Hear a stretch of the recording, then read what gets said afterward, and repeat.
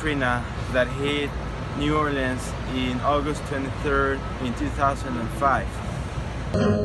Underwater, here in New Orleans tonight, after the giant storm came the rising waters.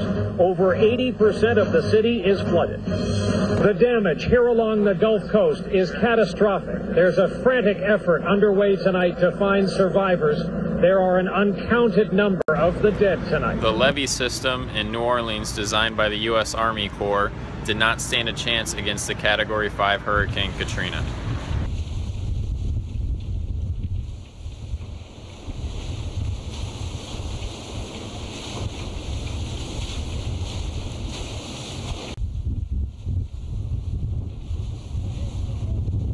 The aftermath of Hurricane Katrina led to people hurting the rescuers, murder and rape, and then people basically reporting a lot of violence. Looting was everywhere.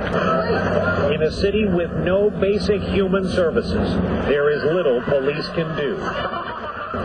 Today, we found the body of a dead man on a street corner.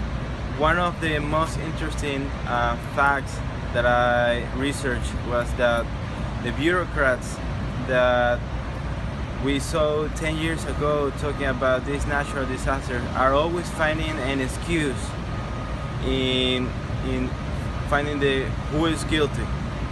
And no matter how year passes, we're always gonna hear the same words, same excuses that we were not prepared. It's on harbors. We impose standards on almost everything. And the federal government, if it's going to give out money, has a right to demand standards. And you had no National Guardsmen to drive the buses. National Guard was not on the ground. President, thank you, thank you, thank you. We are extremely pleased with the response that every element of the federal government. And I said, I had enough of this. Get more food and water into the South End in a very short period of time.